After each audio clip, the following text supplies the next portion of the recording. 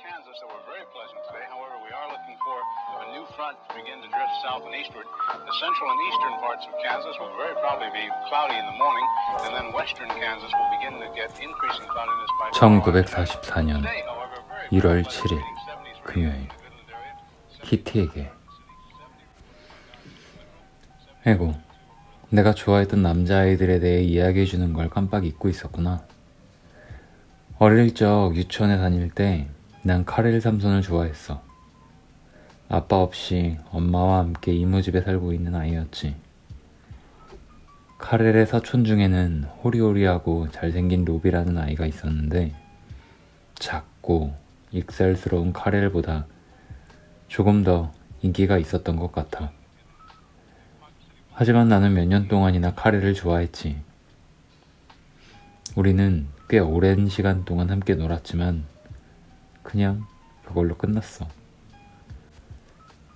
그러고 나서 페터 베셀이 내 앞에 나타났고 어린 내 마음은 금방 페터를 좋아하게 됐어. 페터도 나를 좋아해서 우리는 한여름 내내 함께 지냈어. 아직도 함께 손을 잡고 걷던 길이 생각나. 그때 페터는 하얀색 면 재킷을 입고 난 짧은 여름 원피스를 입고 있었어. 여름방학이 끝나자 페터는 중학생이 되었고 나는 6학년이 되었어. 페터는 학교가 끝나면 나를 데리러 왔고 내가 페터를 만나러 가기도 했어. 페터는 아주 잘생긴 데다가 키도 크고 호리호리했어. 진지하고 차분하고 지적인 모습이었지. 머리카락은 어두운 색이고 눈은 멋진 갈색이었어. 붉은 볼에 코는 오똑했고 무엇보다도 나는 페터가 웃을 때 너무 좋았어. 웃을 때 페터는 아주 장난꾸러기 같았거든. 그런데 어느 날 시골로 여행을 갔다가 돌아와 보니 그 사이에 페터는 이사를 가고 페터 집에는 훨씬 나이가 많은 소년이 살고 있었어. 그 아이는 내가 어린 말괄량이라고 페터에게 이간질을 했고 그 이후로 페터는 나를 거들떠 보지도 않게 돼버렸어. 너무나도 페터를 좋아하고 있던 나는 그 사실을 받아들일 수가 없었어. 나는 페터를 붙잡으려고 애를 썼지만 페터 뒤를 따라다니던 나는 결국 남자에 미치네 라는 소리까지 듣게 됐지. 몇 년이 흘렀어. 페터는 자기 또래 여자아이들과 어울려 다니며 나를 보고 인사조차 하지 않았지만 나는 페터를 잊을 수가 없었어. 나는 유대인 중학교에 진학했어. 우리 반의 몇몇 남자아이들이 나에게 관심을 보였지. 재미있고 꽤 자랑스럽기까지 했지만 그다지 마음이 움직이지는 않았어. 해리가 나를 좋아하게 됐지만 난 다시는 누군가를 좋아할 수 없었지. 시간이 상처를 낫게 해준다는 말이 있지. 그건 맞는 말이었어. 이제 나는 페터를 잊었고 더 이상 그를 좋아하지 않는 것 같아. 하지만 페터와의 추억은 내 마음속에 살아있고 페터와 함께 있는 여자아이들에게 가끔 질투를 느낀 건 인정해. 그리고 어쩌면 그 질투 때문에 페터를 더 이상 좋아하지 않게 됐는지도 모르고. 그런데 오늘 아침 내가 이만큼 자랐고 그만큼 내 마음도 성숙해졌지만 변한 건 아무것도 없다는 걸 알게 됐어. 페터가 왜 나를 어리다고 생각했는지 이제 잘 알 것 같아. 페터가 나를 완전히 잊었다는 사실에 아직도 가슴이 아파. 그리고 페터 얼굴이 아직도 눈에 선해. 다른 그 어떤 사람들도 페터만큼 내 마음속에 오래 남아 있을 수 없을 거야. 그 꿈 때문에 얼마나 흥분했던지. 아빠가 아침 인사로 뽀뽀해줄 때 페터가 뽀뽀해주는 거라면 얼마나 좋을까 하고 소리 지를 뻔했어. 계속 페터 생각이 나서 하루 종일 혼자 중얼거렸다니까. 아, 페터. 아, 사랑하는 페터. 지금 나는 누구에게서 도움을 받을 수 있을까? 이곳에서 나가면 페터를 만날 수 있게 해달라고 신께 기도할 거야. 그리고 페터가 내 마음을 알고, 아, 안네. 미리 알았더라면 오래전에 너에게 왔을 텐데 라고 말하게 해달라고 기도할 거야. 거울에 비친 내 모습을 보니 평소와는 많이 달라 보여. 두 눈은 맑고 깊고 입술은 훨씬 부드러워져서 그런지 아주 행복해 보여. 하지만 어딘지 모르게 슬퍼 보이는가 싶더니 입술에 미소가 나타났다가 금방 사라져. 나는 행복하지 않아. 왜냐하면 페터는 내 생각을 안 하고 있을 테니까. 그래도 나를 바라보던 그 멋진 두 눈과 내 뺨에 닿던 부드러운 뺨의 감촉을 잊을 수가 없어. 아, 페터, 페터. 어떻게 하면 널 잊을 수 있을까? 너 대신 다른 사람을 사랑하는 건 비극이겠지? 너를 사랑해. 너무나도 큰 사랑이라 내 마음속에 담아둘 수가 없어. 그 사랑이 밖으로 튀어나오며 갑작스레 자기 모습을 드러낼 것 같아. 일주일 전, 아니 어제만 해도 누군가가 결혼하기에 가장 좋은 친구는 누구라고 생각하니? 라고 물었다면 나는 모른다고 대답했을 거야. 하지만 이제는 이렇게 외칠 거야. 페터. 왜냐하면 내 마음과 영혼을 바쳐 그를 사랑하니까. 내 모든 것을 줄 거야. 하지만 하나는 분명해. 페터가 내 얼굴을 만질 수 있지만 그 이상은 안 돼. 언젠가 성에 대해서 이야기할 때 아빠는 아직 내가 그리움은 이해할 수 없을 거라고 말했어. 하지만 나는 그리움이라는 감정을 완벽하게 알고 있어. 그리고 그 누구보다도 페터를 사랑해. 안내가. 1944년 1월 12일 수요일.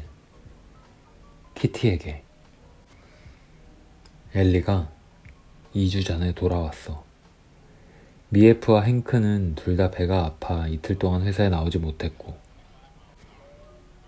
나는 지금 발레에 미쳐서 매일 저녁 부지런히 스텝 연습을 하고 있어. 엄마의 레이스 달린 푸른 패티코트로 아주 세련된 원피스를 만들어 연습할 때 입어. 목 둘레에 리본을 꿰어서 가운데 나비 모양으로 묶고 분홍색 끈으로 리본을 완성했지. 그런데 운동할 때 신는 운동화는 진짜 발레 슈즈로 만들어 보려 했지만 실패했어. 발레 연습을 하니 뻣뻣하던 팔다리가 다시 예전처럼 유연해졌어. 가장 힘든 건 바닥에 앉아서 양손에 팔꿈치를 하나씩 들고 두 다리를 공중으로 들어 올리는 동작이야. 그걸 할 때는 밑에 쿠션을 깔고 앉아야 해. 그렇지 않으면 내 작은 엉덩이가 고생을 하니까. 다들 구름 없는 아침이란 책을 읽고 있어. 엄마는 책 속에서 아이들의 문제점들을 많이 이야기하고 있어서 정말 좋은 책이라고 했지만 내 생각은 달라. 그리고 속으로 이렇게 빈정대지. 엄마 자식한테나 신경 좀 써주시죠. 엄마는 우리 집처럼 부모 자식 관계가 좋은 집도 없고 자신처럼 아이들에게 지대한 관심을 써주는 엄마도 없다고 생각해. 하지만 그건 언니한테나 해당하는 일이지. 그래서 언니는 나와 생각이 많이 다른 것 같아. 하지만 나는 그런 문제를 엄마에게 말할 꿈도 못 꿔. 엄마 딸들이 엄마가 생각하는 것과는 전혀 다르게 생각하고 있다는 것을 말이야. 엄마는 깜짝 놀라기만 할 뿐 뭘 어떻게 바꿔야 할지도 모를 테니까. 그런 엄마를 굳이 슬프게 하고 싶지도 않고, 특히 아무리 그래봐야 나에게 있어서 바뀌는 건 아무것도 없을 테니까. 그리고 엄마는 나보다 마코트 언니가 엄마를 더 사랑한다고 생각하는 게 분명해. 마코트 언니는 아주 친절해졌어. 옛날하고 많이 달라져서 요즘은 심술궂지도 않고 진짜 친구 같아. 나를 아무것도 모르는 어린애 취급하지도 않고. 이상한 일이지만 난 가끔 다른 사람의 눈을 통해 내 자신을 볼 수 있어. 그때는 어떤 안내라는 아이의 문제를 그저 편안한 눈으로 보면서 전혀 낯선 사람인 듯 인생의 페이지를 넘기게 되지. 우리가 이곳으로 오기 전 지금처럼 내가 많은 것에 대해서 생각하지 않았을 때 나는 엄마, 아빠, 언니가 가깝게 느껴지지 않고 언제나 제3자 같은 기분이 들었어. 그래서 가끔은 내가 고아인 건 아닐까? 상상도 했지. 하지만 충분히 행복한데도 스스로를 동정하는 연극을 하고 있는 내가 잘못이라는 것을 깨닫게 되었어. 그리고 내 스스로가 다정해져야겠다는 생각을 하게 되었지. 매일 아침 누군가 아래층으로 내려올 때마다 엄마가 나에게 아침 인사를 하러 오는 거였으면 좋겠다는 생각을 했어. 엄마가 나를 사랑스럽게 쳐다봐 주기를 간절하게 바라면서 엄마를 따뜻하게 맞았지. 하지만 엄마는 퉁명스럽게 몇 마디 던질 뿐이고 그러면 나는 찢어질 것 같은 마음으로 학교에 가곤 했지. 하지만 학교에서 돌아오는 길에 스스로를 위로하곤 했어. 엄마에게 걱정거리가 너무 많아 그랬을 거라고 말이야. 그렇게 즐거운 마음이 되어 집으로 와 쉴 새 없이 또 제잘거리지만 다시 슬픈 표정이 되곤 했어. 가끔 토라진 채로 있어 볼까도 했지만 학교에서 집으로 돌아오면 할 이야기들이 너무 많아. 내 결심은 바람과 함께 사라지고 엄마에게 수다를 떨었고 엄마는 무슨 일을 하고 있든 내 이야기에 귀를 기울이게 되는 거야. 그러다가 다시 엄마의 사랑을 느낄 수 없는 순간이면 눈물로 베개를 적시며 밤을 지새우는 거지. 바로 그쯤 세상이 힘들어진 거야. 그 다음 이야기는 너도 잘 알고 있을 테고. 그런데 하느님이 나에게 구세주를 보내주셨어. 바로 패터 말이야. 나는 목걸이를 꼭 쥐고 그 위에 입맞춤을 하고 혼자 생각해. 다른 사람들은 무슨 상관이야. 패턴은 내 거고 그 사실은 아무도 모르니까. 이런 생각을 하고 있으면 내가 사람들에게 쌀쌀맞은 대접을 받더라도 이겨낼 수 있거든. 한낱 어린 여자아이의 영혼에 이렇게 많은 일들이 일어나고 있다는 걸 누가 상상이나 할 수 있을까? 안내가. 1944년 1월 15일 토요일. 키티에게. 여기서 서로 싸우고 말다툼하는 것을 시시콜콜 말해봐야 무슨 소용이 있겠어. 하지만 이건 말해둘게. 우리는 버터나 고기를 비롯해 많은 것들을 각자의 몫으로 나눠. 또 감자도 각자 구워 먹지. 오후 4시쯤이 되면 배가 너무 고파져서 꼬르륵거리는 배를 어떻게 할 수 없어서 식사 시간 사이사이에 통밀빵을 먹고 있어. 엄마 생일이 다가왔어. 엄마는 크랄러 씨에게 여분의 설탕을 받았는데 그걸 가지고 반단 부부가 엄마를 시샘하는 거야. 왜냐하면 반단 아줌마는 생일에 그런 선물을 받지 못했거든. 하지만 험담을 하고 눈물을 흘리고 화를 내서 서로 기분을 상하게 해봐야 무슨 소용이 있을까? 이제 그런 일이라면 넌더리가 난다는 걸 키티, 너도 이제 확실히 알 거야. 지금으로서는 이루어질 수 없겠지만 엄마가 소원을 말했어. 딱 2주 동안만 반단 씨 부부를 보고 싶지 않다고 말이야. 누구와 함께 살게 되든 결국엔 이렇게 서로 다툼을 하게 되는 걸까? 아니면 우리가 운이 없는 걸까? 대부분의 사람들이 이기적이고 인색한 걸까? 인간이라는 것에 대해 많이 배우게 돼서 좋긴 한데 너무 많이 알게 된 것 같아. 우리가 싸우든 말든 자유와 맑은 공기를 갈망하든 어떻든 전쟁은 계속되고 있어. 그러니 우리는 이곳 생활이 잘 이루어질 수 있도록 노력해야 해. 설교하는 말투처럼 돼버렸네. 아무튼 이곳에 너무 오래 있다가는 나도 말라 비틀어진 콩깍지처럼 될 것 같아.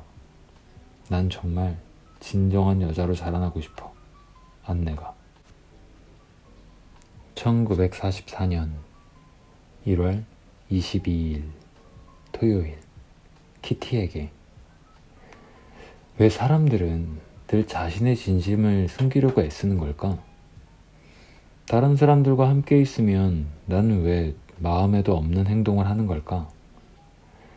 왜 우리는 서로를 믿지 못하는 걸까? 뭔가 이유가 있겠지만 사람들이 가장 가까운 사람들에게조차 마음을 터놓지 못하는 건 끔찍하다는 생각이 들어. 지난번 꿈을 꾸고 난 이후로 나는 많이 자란 것 같아. 훨씬 더 독립적인 사람이 된 것 같아. 반단 부부에 대한 내 태도도 바뀌었다고 말하면 너는 분명히 놀랄 거야. 갑자기 모든 논쟁에 대해서 다른 시각으로 보게 되었고 옛날만큼 편견을 가지고 보지도 않아. 어떻게 내가 이렇게 많이 바뀔 수 있었을까? 만약 엄마가 달랐다면, 좀 더 따뜻한 엄마였다면 반단씨 부부와의 관계가 좀 더 다르지 않았을까? 라는 생각이 갑자기 들었거든. 반단 아줌마가 결코 좋은 사람은 아니지만 엄마가 그렇게 까다롭게 굴지만 않는다면 말싸움의 절반은 피할 수 있을 거라 생각해. 반단 아줌마에게도 좋은 면이 있다는 걸 아줌마와 이야기를 해보면 알 수 있지. 아줌마가 이기적이고 깍쟁이고 야비한 구석이 조금 있기는 해. 하지만 아줌마의 신경을 건드리지만 않는다면 아줌마도 상대방의 마음을 잘 이해해주기도 하거든. 매번 그렇게 될 수는 없겠지만 참을성을 갖고 몇 번이고 노력하면 가능해. 우리가 버릇없이 자랐다고 가정교육 문제를 들먹이거나 음식 때문에 서로 감정이 상했던 일들은 우리가 좀 더 너그러운 마음으로 다정하게 서로를 대했다면, 그리고 뭔가 계속 꼬투리 잡을 것만 찾으려고 하지 않았다면 지금과는 달랐을 거야. 네가 뭐라고 할지 나는 알아. 그런데 안내, 이 모든 말들이 네 입에서 나온 것 맞아? 위층 사람들에게서 나쁜 소리만 듣고 온갖 부당한 대우를 받았던 너인데 말이야. 맞아. 모두 내가 한 말이야. 나는 모든 문제를 처음부터 새로 시작하고 싶어서 그러는 거야. 어린아이들은 나쁜 것만 배운다 라는 말처럼 되고 싶지 않으니까. 나는 모든 문제를 나 스스로 차근차근 살펴보고 뭐가 문제이고 뭐가 과장됐는지 알고 싶어. 만약 내가 반단씨 부부에게 실망하게 된다면 엄마 아빠를 따를 거고, 만약 그 반대의 경우라면 엄마 아빠가 생각을 바꿀 수 있도록 노력할 거야. 성공하지 못한다 하더라도 내 의견과 판단은 지킬 거고, 판단 아줌마와 함께 모든 것에 대해서 열린 마음으로 함께 이야기할 수 있는 기회를 가져보려 해. 잘난 체 한다는 이야기를 듣는 한이 있더라도 용감하게 중립적으로 말할 거야. 그렇다고 내가 우리 가족에게 반기를 들겠다는 말은 아니야. 오늘부터 나 스스로 나쁜 험담 같은 건 하지 않을 거란 말이지. 지금까지 나는 고집스럽게 반단씨 부부가 나쁘다고만 생각했어. 하지만 우리도 부분적으로는 잘못이 있어. 우리가 분명 옳았지만 지적인 사람들이라면 다른 사람을 다루는 데 있어서 좀 더 통찰력이 있어야 한다고 생각해. 나는 좀 더 통찰력을 키워서 앞으로 문제가 일어나면 그 능력을 잘 활용할 거야. 안내가. 1944년 1월 24일 월요일. 키티에게. 작은 사건이 일어났어. 사건이라고 할 수 없을지도 모르지만 아무튼 꽤 이상한 일이야. 집에서나 학교에서 누가 성에 관한 문제를 이야기할 때면 그건 좀 야릇하고도 불쾌한 일 같다는 느낌이 들었어. 성에 관련된 이야기는 속삭여서 말하고 누군가 못 알아듣는 사람은 웃음거리가 되기도 했어. 나는 그게 아주 이상했어. 왜 사람들은 그런 이야기를 할 때 비밀스럽고 따분하게 굴까? 라고 생각했지. 하지만 내가 그걸 바꿀 수 있다는 생각은 하지 않았기 때문에 가능한 입을 다물고 있거나 가끔은 여자친구들에게 가르쳐 달라고 하지. 내가 성에 관해 꽤 많이 알게 돼서 부모님과 이야기를 나눌 수 있을 정도가 되었을 때 엄마가 말했어. 한내, 한 가지 당부할 게 있어. 이런 것을 남자아이들에게 절대 말하면 안 돼. 그리고 남자아이들이 먼저 이야기해도 대답하지 마. 그때 내가 어떻게 대답했는지 정확하게 기억해. 물론 안 해요. 당연한 걸 가지고. 우리가 처음 이곳에 왔을 때 엄마에게 듣고 싶은 이야기를 오히려 아빠가 자주 해주었고 나머지는 책에서 알게 되거나 어른들의 이야기 속에서 어렴풋이 이야기도 했어. 페터 반 나는 학교에 있는 남자아이들처럼 짓궂지도 않았고 억지로 그런 이야기에 나를 끌어들이지도 않았어. 반단 아줌마는 페터에게 이런 이야기를 한 적이 전혀 없다고 말했고 아줌마가 알기로는 아저씨도 이야기해 준 적이 없다고 했어. 그러니까 페터가 얼마나 알고 있는지는 아줌마도 몰랐던 거야. 어제 마코토 언니, 페터와 함께 감자 껍질을 벗기고 있었는데 어쩌다 보니 보쉬 이야기를 하게 되었어. 우린 아직 보쉬가 암컷인지 수컷인지도 몰라. 그렇지? 내가 물었어. 무슨 소리니? 보쉬는 수컷이야. 페터가 대답했어. 난 웃었지. 수컷이 임신을 하다니 진짜 신기하네. 페터와 마코토 언니도 얼마 전에 있었던 일 때문에 웃었어.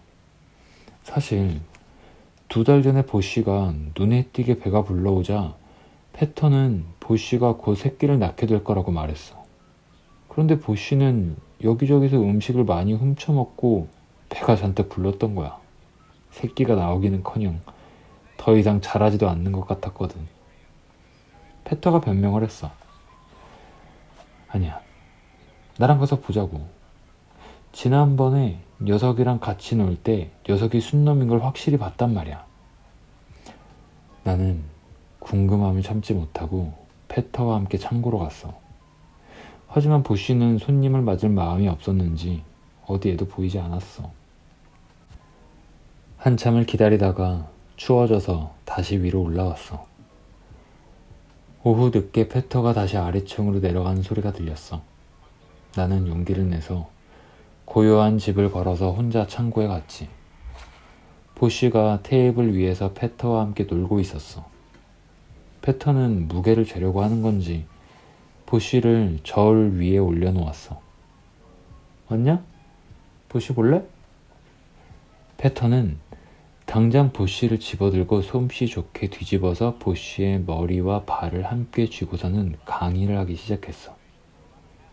이게 순놈의 생식기야. 털이 몇 가닥 났고 그리고 이건 항문이고. 보쉬는 반바퀴 돌아 하얀발로 다시 일어섰어. 만약 다른 남자아이가 나에게 순놈의 생식기를 보여줬다면 난 다시는 그 아이를 상대하지 않았을 거야. 하지만 페터는 다른 사람이라면 말하기 곤란했을 그 이야기를 아주 담담하게, 전혀 불쾌하지 않게 해서 나도 편안하고 담담하게 들을 수 있었어. 우리는 보시와 함께 놀면서 이것저것 이야기를 나누다가 창고 문으로 천천히 걸어갔지. 보통 알고 싶은 게 있으면 난 책을 보거나 해. 넌 어때? 내가 물었어. 왜? 난 그냥 부모님에게 물어봐. 아빠는 나보다 많이 알고 있고 또 경험도 많으니까. 우리는 계단 아래 섰고 나는 입을 다물었어. 모든 것은 바뀐다는 말이 있긴 하지. 그래. 여자아이와도 이런 문제는 이처럼 아무렇지도 않게 이야기하지는 못했을 거야. 그리고 엄마가 남자아이와 이런 문제를 이야기하지 말라고 했던 게 여자아이와는 해도 된다는 뜻은 아니었다는 것도 잘 알고. 아무튼 그날 하루 종일 여느 때 내가 아니었어. 페트와 함께 나누었던 이야기를 생각하니 기분이 좀 이상하더라. 하지만 웃음거리 삼지 않고 이런 것들을 이야기할 수 있는 이성 친구가 생긴 건 확실한 것 같았어. 그리고 페토가 정말 부모님에게 많은 것들을 물어보는지도 궁금해. 페토가 어제 나에게 했던 것만큼 솔직한 태도로 부모님을 대하는 걸까? 정말 알고 싶어. 안내가 1944년 1월 27일 목요일. 키티에게. 최근에 나는 왕실의 가계도나 족보에 관심이 많아졌어. 일단 관심을 가지기 시작하니 과거의 일들을 더욱 깊이 알고 싶고, 그렇게 하나하나 알게 되다 보면 새롭고 재미있는 발견을 하게 되지. 공부도 열심히 하고 라디오에서 나오는 영어 강좌도 잘 따라가면서 일요일에는 엄청난 양으로 늘어난 영화배우 사진을 정리하기도 해. 월요일마다 크랄러 씨가 영화와 연극 이런 책을 사다 줘서 나는 너무 기뻐. 세상 물정 모르는 여기 사람들은 이 작은 선물이 돈 낭비라고 하면서도 내가 1년도 더 된 영화에 누가 나오는지 정확하게 말할 때마다 깜짝 놀라지. 엘리는 쉬는 날에 종종 남자친구와 영화를 보러 가는데 매주 새로 나온 영화 제목을 말해줘. 그러면 나는 영화에 나온 배우 이름과 영화평을 단숨에 술술 말하지. 얼마 전에 엄마는 내가 영화 줄거리, 배우 이름, 영화평들을 다 알고 있으니까 나중에라도 영화를 보러 갈 필요가 없다는 거야. 내가 새로운 머리 모양을 하고 들어가면 사람들은 못마땅한 얼굴로 나를 바라봐. 분명히 누군가 묻겠지. 내가 흉내내고 있는 배우가 누구냐고 말이야. 그건 내가 만들어낸 머리라고 말해도 반신반의하겠지만, 머리 모양 이야기를 하다 보면 그 스타일을 30분도 유지할 수가 없어. 사람들이 머리에 대해 이러쿵 저러쿵 하는 이야기를 듣는데 지쳐버려서 얼른 욕실로 가서는 집에서 기르는 고양이 머리 스타일로 돌아가 버려. 안내가